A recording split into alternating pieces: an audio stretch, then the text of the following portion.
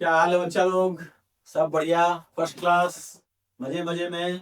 वाह, क्या बात है भाई। तो जैसा कि आपको पता है कि मैं आपके लिए लेकर आ रहा हूँ नीट सीरीज, जिसमें कि नीट में पूछे गए क्वेश्चंस को मैं डिस्कस करता हूँ। आज उसी सिलसिले में आगे बढ़ाते हैं सिलसिला को, और नए कुछ कॉन्सेप्ट्स की तरफ बढ़ चलते हैं। आज हम लोगों ने जो लिया है वो चैप्टर है WP।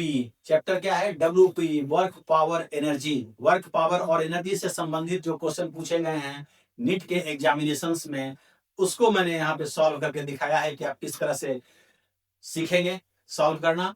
पिछले क्लास में हमने लॉज ऑफ मोशन के ऊपर जो क्वेश्चन आए थे उसके बारे में चर्चा किए थे। तो आइए एक एक करके क्वेश्चंस देते हैं, उनकी बारीकियों को समझते हैं और अपने अंदर कॉन्फिडेंस बिल्डअप करते हैं। तो आ जाइए, क्या है क्वेश्चन? क्वेश्चन ये है जो कि नीट 2022 में पूछा गया है, बहुत हाल फिलहाल का क्वेश्चन है। कहता यह है कि an electric lift with A maximum load of 2000 kg।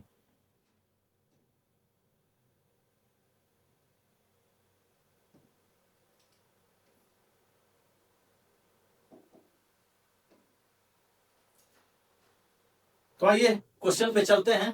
Question कहता है कि an electric lift with A maximum load of 2000 kg, और इस 2000 में लिफ्ट और पैसेंजर का मास मिला हुआ है, दोनों मिला कर दिया हुआ है। Is moving up with a constant speed, speed नहीं बदल रहा है, और वो दिया हुआ है 1.5 मीटर पर सेकंड का। एक लिफ्ट है बच्चा लोग, ये लिफ्ट है, और ये लिफ्ट जा रहा है कांस्टेंट स्पीड से 1.5 मीटर पर सेकंड से। ये दिया हुआ है। इसका जो वेट है, वेट mg, ये m है 2000, और g से मल्टीप्लाई कर लेंगे तो ये न्यूटन में वेट आ जाएगा हमारा 2 इंटू 10⁴ न्यूटन इसका वेट है। The frictional force opposing the motion is 3000 Newton. जो पटरी होता है जिसपे लिफ्ट चल रहा है यहाँ पे, उसमें फ्रिक्शन भी है 3000 न्यूटन का। पटरी जो है फ्रिक्शन लगा रहा है। कहता है कि the minimum power delivered by the motor to the lift in watt is. ये जो मोटर इसको खींच रहा है उसको मिनिमम पावर कितना देना होगा, कितना पावर वो सप्लाई करेगा। तो पावर सप्लाई का मतलब होता है, बहुत सारा चीज होता है। पावर सप्लाई का मतलब ये भी होता है कि पर सेकंड कितना एनर्जी देना पड़ेगा मोटर को।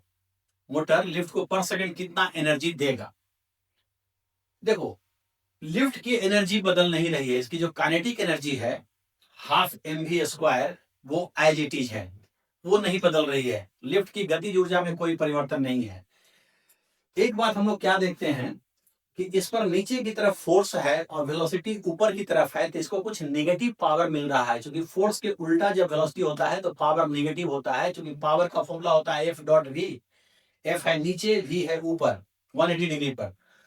तो ये दोनों मिलके कितना पावर निगेटिव में दे रहे हैं। निगेटिव में पावर का मतलब कितना एनर्जी बर्बाद कर रहे हैं पर सेकंड। पावर का मतलब होता है एनर्जी पर सेकंड देना, चाहे एनर्जी पर सेकंड बर्बाद करना, दोनों कर सकते हैं। तो एनर्जी लॉस्ट पर सेकंड कितना है? एनर्जी लॉस्ट पर सेकंड कितना है भाई? बराबर पावर, और लॉस कौन करवाएगा? जिसका निगेटिव पावर होगा। निगेटिव पावर इसी फोर्स का है ना, F.V वाले से। वेलोसिटी ऊपर, फोर्स नीचे, तो -FV। और फोर्स कितना है? फोर्स है, ये है हमारा, इसको हम लिख सकते हैं ऐसे 20 इंटू 10⁻³ न्यूटन, और ये है 3 इंटू 10⁻³ न्यूटन, है ना। और दोनों सेम डायरेक्शन में है तो जुड़ जाएगा ये 20 और 3, तो 23 इंटू 10⁻³ न्यूटन ये फोर्स हो जाएगा। और वेलोसिटी तो दिया हुआ था ही, इंटू 1.5 ये हो जाएगा। तो इतना एनर्जी बेटा पर सेकंड बर्बाद हो रहा है। तो जितना बर्बाद हो रहा है उतना ही उसको चाहिए मोटर से। अगर इतना पर सेकंड बर्बाद हुआ और इतना ही दे दिया जाए तो बर्बाद खत्म, बर्बाद जीरो। और वही यहाँ सवाल है, क्योंकि लिफ्ट का काइनेटिक एनर्जी तो बदल नहीं रहा है, तो कांस्टेंट स्पीड से जा रहा है। तो एनर्जी सप्लाइड बाई मोटर कितना हो जाएगा?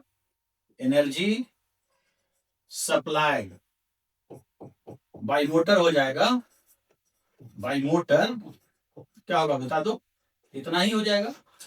एक जीरो खत्म कर दें तो ये हो जाएगा 23 इंटू 15 इंटू 10⁻², है ना। और पावर की बात हो रही है तो आंसर हो जाएगा वाट में, इतना वाट। और यदि इसको हम मल्टीप्लाई कर लें 23 इंटू 15 को, तो ये कितना आ जाएगा, 5 3 15, 1 5 10 1 11 और 1 3 और ये 2, तो हो जाएगा 5 4 3, तो 34500 हो जाएगा ये 34500 वाट। और ऐसा एक ऑप्शन है हमारे पास ये 34500 वाट, तो यही आंसर हो जाएगा बेटा। आशा है कि आपको ये क्वेश्चन समझ में आ गया होगा, ठीक है ना, आई बात समझ में, ठीक है, बहुत बढ़िया, बहुत अच्छे हैं आप। आखिर अच्छे होना भी चाहिए, डॉक्टर बनना है कि नहीं बनना, डॉक्टर तो बनना है। और मैं बार बार बोलता हूँ ये क्वेश्चन जेई के लिए भी है, मैं वो भी लिखूंगा, जेई के लिए भी है ये, नीट के लिए भी है, जेई के लिए भी है, ठीक है ना। एडवांस के लिए नहीं है, एडवांस के लिए नहीं है, जेई और नीट के लिए। एडवांस के लिए दूसरा क्वेश्चन देना होगा। आइए क्वेश्चन पढ़ते हैं। कहता है कि a particle is release from height S from the surface of the अर्थ। ये मान लीजिए कि हम लोगों की अर्थ है और यहां से एक पार्टिकल को रिलीज करना है, यहां से u0 लेना है, और इसकी जो हाइट है उसके विषय में कहता है कि s है।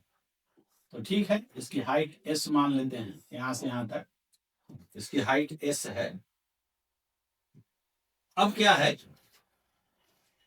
कि कहता यह है कि at a certain height its kinetic energy is 3 times its potential energy. किसी क्षण पे मान लीजिए कि जब ये गिर रहा है तो किसी क्षण पे, मान लीजिए वो क्षण यहाँ पे है इस जगह समझने के लिए, तो कहता यह है कि यहाँ पे आकर के इसका जो काइनेटिक एनर्जी है, कुछ स्पीड होगा, मान लो v मान लेते हैं, तो इसका काइनेटिक एनर्जी जो है हाफ mv² जो होगा काइनेटिक एनर्जी, वो 3 टाइम्स है इसके पोटेंशियल एनर्जी के। तो पोटेंशियल एनर्जी होता है mgh, क्या होता है mgh। तो h हम अगर नीचे से लें, h अगर हम नीचे से लें तो ये कितना हो जाएगा mg, और h के लिए यदि इतना दूरी को जो ये गिर चुका है इसको हम d मान लें तो ये नीचे से हो जाएगा s minus D, mgh s minus D, ये हो जाएगा ना। तो मास से मास तो कट गया, तो हमारे पास एक इक्वेशन आ जाएगा v² is equal to 6g s minus d. अब पूछा क्या है, पूछा यह है कि the height from the surface of the earth and the speed of particle at that instant is. मतलब यहाँ पे जो हाइट यहाँ से है ये वाला, ये हाइट निकालना है हम लोगों को, ये वाला, और यहाँ स्पीड निकालना है, और वो आंसर आना है एस के टर्म में। तो ठीक है, स्पीड निकालना है तो डी को हटाना पड़ेगा यहाँ से, तभी वो एस के टर्म में ना आएगा। और डी क्या था, ये डी था हमारा कि ऊपर से कितना गिर गया, जहां पर उसका काइनेटिक एनर्जी और पोटेंशियल एनर्जी में संबंध दिया हुआ है, तो इसको हमने डी माना था ना। तो बेटा क्या है कि यहाँ पे यदि हम एक फॉर्मूला लगाएं मोशन का, v² बराबर u² प्लस 2as, चूंकि इसमें 2 अननोन है ना, v जानते हैं ना d जानते हैं, तो 2 अननोन के लिए 2 इक्वेशन लाना पड़ेगा तभी सॉल्व होगा। तो यहाँ से ऑल्सो हम लोग लिख सकते हैं ऑल्सो कि v² is equal to u², यहाँ 0 है, प्लस 2a की जगह g और s की जगह d, है ना, ऐसे लिख सकते हैं। अब हमारे पास क्या है कि v² में 2 इक्वेशन है, एक ये भी है एक ये भी है, तो 6g s माइनस डी बराबर हो जाएगा 2gd, g से g बेटा कट गया, 2 से ये 3 कट गया, तो ये हो जाएगा 3s minus 3d is equal to d, तो 3s is equal to 4d। इसका मतलब हो जाएगा कि d is equal to 3s/4। तो ये हमारा d निकल गया, इस d को यहाँ पुट कर देंगे तो v निकल जाएगा, कहीं भी पुट कर सकते हैं, यहाँ चाहे यहाँ। तो फ्रॉम 2 से यदि हम देखें इक्वेशन नंबर 2 से eg पड़ेगा, तो v² का वैल्यू हो जाएगा 2g, और d की जगह हो जाएगा 3s/4, 2 से ये कट गया, तो v की वैल्यू हो जाएगी √3GS/2। तो स्पीड तो निकल गया, √3GS/2 का होल रूट रहेगा। अब क्या है कि पूछा था कि नीचे से उस समय उसकी ऊंचाई कितनी होगी, तो ये ऊंचाई तो S-D होगा ना। तो हाइट निकालने के लिए S-D कर देंगे, और D हमारा निकला हुआ है 3S/4। तो 4S में से 3S गया तो ये हो जाएगा S/4, यानी कि हाइट के लिए हो जाएगा S/4 और स्पीड के लिए होगा √3GS/2। तो S/4 किस में है? इसमें है, लेकिन यहाँ रूट वाला नहीं है स्पीड में, तो ये ऑप्शन गलत हो गया। और कौन सा है? ये है S/4, ये है S/4। ये दोनों ऑप्शन सेम ही लिख दिया है। यहाँ पे एक में जो होगा √2 होगा, ये होल √2 होगा। यहाँ पे एक में, किसी एक में मान लीजिए कि हम यहाँ पे कर देते हैं कि पूरा में रूट है ऐसे, तो ऑप्शन डी हो जाएगा, है ना। तो यही आंसर हो गया। आई बात समझ, क्लियर है ना। तो ये भी नीट में पूछा गया था 2021 में। इजी है, कुछ खास तो है नहीं, समझ में आ रहा है। आइए एक नेक्स्ट क्वेश्चन पे चलते हैं। इस क्वेश्चन में क्या है, कहता है कि water falls from a height of 60 metre at the rate of 15 kg/s to operate a turbine. Actually turbine क्या होते हैं? वो पंखा होता है, जैसे लोग घर में पंखा चलाते हैं, सीलिंग फैन या टेबल फैन, वैसे ही पंखा होता है, और उसी पे पानी गिराता है पंखा की पत्ती पे। वही जब घूमता है तो उसी से फिर ऑल्टरनेटर को जोड़ के रखता है, बिजली पैदा करता है। तो खैर उससे हम लोग को मतलब नहीं है। यहाँ पे कहता है कि पर सेकंड कितना पानी गिरा रहा है, तो 15 kg। मास ऑफ वाटर लिख लेते हैं। क्या है मास ऑफ वाटर? 15 kg। ध्यान रहे कि पर सेकंड है, ये एक सेकंड। अब जब एक सेकंड में गिर रहा है तो किस हाइट से गिर रहा है? तो 60 मीटर से, 60 मीटर हाइट पे है और गिरा। तो जब एच हाइट से कोई चीज गिरता है तो क्या करता है? अपना पोटेंशियल एनर्जी खोता है ना। तो हम लिख लेते हैं लॉस इन पोटेंशियल एनर्जी, है ना। तो लॉस इन पोटेंशियल एनर्जी लिख लेते हैं। हम क्वेश्चन पढ़ते जा रहे हैं और जितना मन में आ रहा है लिखते जा रहे हैं। अभी हम क्वेश्चन पूछा क्या उसमें नहीं गए हैं, जो समझ में आ रहा है लिखते जा रहे हैं। तो लॉस इन पोटेंशियल एनर्जी हो जाएगा mgh। तो पर सेकंड कितना लॉस हो जाएगा? ये पर सेकंड काम हो रहा है। तो 15 kg वाटर था, G10 हो गया और 60 हाइट हो गया। तो 15 छक्का 90, और ये 1 पर 2 शून्य और, तो ये हो जाएगा 9000 जूल पर सेकंड, या इसको वाट भी कर सकते हैं। तो 9000 जूल पर सेकंड को वाट भी बोलते हैं। इतना एनर्जी वो लॉस किया गिरने के चलते। कौन? वाटर। तो इस क्वेश्चन में कहा यह गया है कि 10% एनर्जी बर्बाद होता है, बर्बाद हो जाता है। तो यूज कितना हुआ? 100 में से 10 बर्बाद, तो 90%। तो यूज्ड एनर्जी क्या हो जाएगा? यूज्ड एनर्जी हो जाएगा, जितना एनर्जी मेरे पास है ये, इसका 90% यूज हो गया। ये कट गया तो कितना हो जाएगा? 81 इंटू 10⁻²। इतना वाट एनर्जी यूज हो रहा है। अब क्वेश्चन का जो आंसर है वो किलो वाट में है। तो किलो बोलते हैं 10⁻³ को। तो यहाँ 10⁻³ लाने के लिए 10 से मल्टीप्लाई कर लेते हैं और 10 से डिवाइड कर लेते हैं। 10 से मल्टीप्लाई करेंगे तो 10⁻³ हो जाएगा, और डिवाइड करेंगे तो 8.1 हो जाएगा।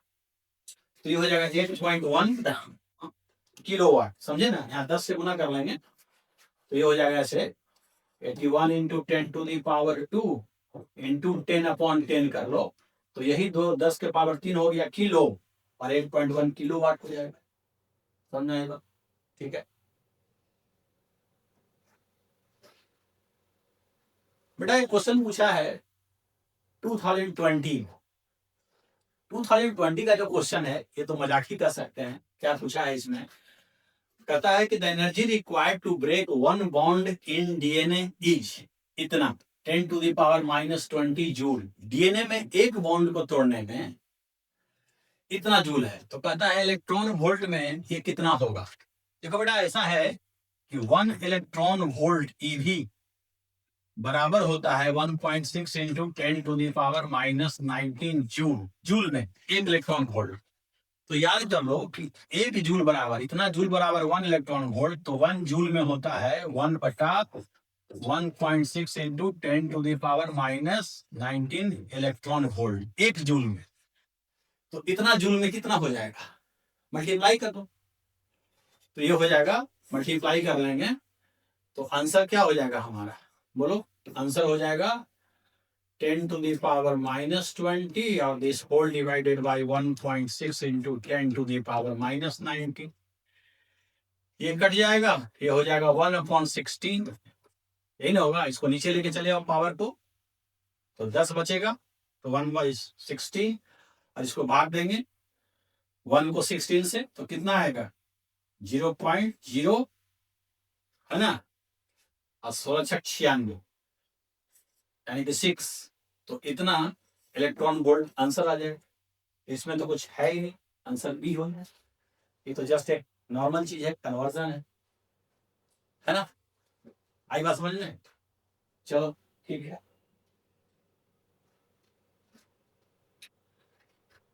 एक क्वेश्चन और पूछा गया है 2020 में, मैकेनिक्स का ही क्वेश्चन है।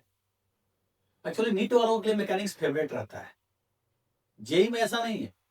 जेई में कोई जरूरी नहीं है, वो दूसरे पोर्शन उसका आजकल फेवरेट हो गया है, लेकिन नीट में मैकेनिक्स का बहुत रोल होता है। ये कहता क्या है कि point mass is moved in a vertical circle of radius R with the help of a string.